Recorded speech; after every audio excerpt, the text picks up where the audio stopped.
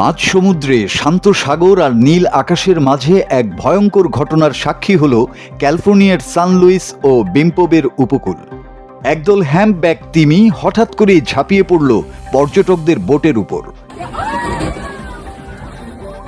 বোটের নিচের জল থেকে কয়েক ফুট উঁচুতে উঠে যাওয়া সেই মুহূর্তটি ছিল প্রাণে ভয় ধরানো এক দুর্বিষহ অভিজ্ঞতা।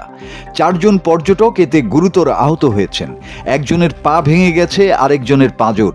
তাদের সকলকেই হাসপাতালে ভর্তি করা হয়েছে। বোটে থাকা এক পর্যটক জানিয়েছেন, তিমি আমাদের খুব কাছাকাছি ঘুরছিল, হঠাৎ লাফ দিয়ে পানি থেকে উঠে গিয়েছিল। তারপর মনে হচ্ছিল আমরা যেন মৃত্যুর মুখোমুখি। তিমির মুখটা বন্ধ হচ্ছিল আর আমরা ভেতরে চলে যাচ্ছিলাম। তবে কর্তৃপক্ষের দাবি দুর্ঘটনার মূল কারণ ছিল বোট চালকের ভুল সিদ্ধান্ত। তিমির খুব কাছাকাছি চলে যাওয়ায় এই বিপদ ঘটে। তিমির লেজের ঝাপটায় সেই 4 জন আহত হন। তিমির জীবনযাত্রা এবং শিকার পদ্ধতি দেখতে দূর দূরান্ত থেকে পর্যটকরা এখানে আসেন। কিন্তু এই ঘটনা আমাদের সতর্ক করে যে প্রকৃতির সঙ্গে আমাদের সীমা থাকা উচিত। তিমির শিকার নিয়েও আছে বড় প্রশ্ন। করোনা মহামারীর সময় জাপানে তিমি মাংসের বিক্রি অনেক কমে যায়। আইসল্যান্ডেও কয়েক বছর ধরে তিমি শিকার বন্ধ ছিল।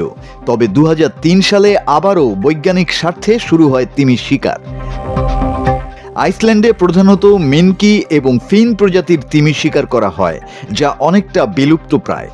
তিমির সংখ্যা কমে যাচ্ছে পরিবেশ দূষণ, জলবায়ু পরিবর্তন এবং মানুষের অবহেলার কারণে। এই দুর্ঘটনা আমাদের মনে করিয়ে দেয়, সমুদ্র আমাদের অধিকার নয়, বরং প্রকৃতির একটি অনবদ্য অংশ। মানব এবং প্রাকৃতিক জীবনের মধ্যে সম্মান এবং দূরত্ব থাকা অপরিহার্য। আমাদের উচিত প্রকৃতিকে সঠিকভাবে সম্মান করা, যাতে এই বিশাল প্রাণীরা বেঁচে থাকতে পারে আগামী প্রজন্মের জন্য।